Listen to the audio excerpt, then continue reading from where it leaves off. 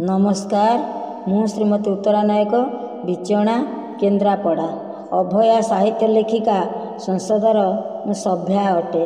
भरोसा प्रभा चैनल को स्वागत करी प्रभाती महापात्र को नमस्कार जनाई मु मोर स्वरचित कविताटी पाठ करने जाऊँगी। मो कवितार शीर्षक है बाजी राउतर दायद आमे। बाजी राउतर दायद आमे बरसक परे अगस्ट 15 आम आसी अछि अभूला अतीत स्मृति विजड़ित जय गीति गाऊ अछि जय गीति गाऊ अछि।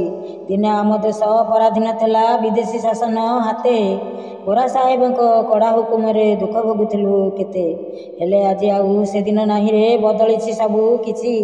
भारत मातार कपाल रे देख विजय टीका हसुछि विजय टीका हसुछि। ए विजय दिने आनी आम प्रिय बापू जवाहर सुभाष सरदार पटेल भाई जे केते देश प्रेमी वीर जन्ममाटी पाई आत्मबଳି देले स्वार्थ को आहुति देई तांकरी कीरति गौरव गीति ए धरणी जाए गाई ए धरणी जाए गाई। सत्य अहिंसार पूजारी से आउ शांति उपासक थिले अहिंसा संग्रामे जीवन को झास हसी हसी देई गले हसी हसी देई गले। आम प्रिय नेता बापूजी नेहरू देश पाई लड़ी थिले देश पाई लड़ी थिले अनेक नेता प्राण बलिदान स्वाधीनता आनी थिले स्वाधीनता आनी थिले। केते कष्ट सही यही देश पाई केते काम करी गले जातिर पिता से देशर पिता से देशर देवता थिले देशर देवता थिले।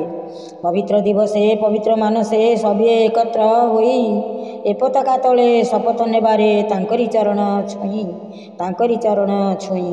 देश माटी माँ आम जन्मभूमि सभे भौणी भाई देश माटी माँ आम जन्मभूमि सभे भौणी भाई पर उपकारे जीवन देवारे सत्यर पुजारी होई सत्यर पुजारी होई। देश मातृकार मान रक्षा पाई डरिबानी आमे केही देश मातृकार मान रक्षा पाई डरिबानी आमे केही अहिंसा बलरे बलियान होई जीवा कर्म पथे धाई जीवा कर्म पथे धाई।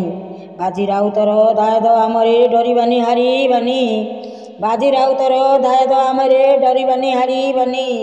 जाति वर्ण धर्म निर्विशेष आमे भारत सेना बाहिनी जाति वर्ण धर्म निर्विशेष आमे भारत सेना बाहिनी भारत सेना बाहिनी।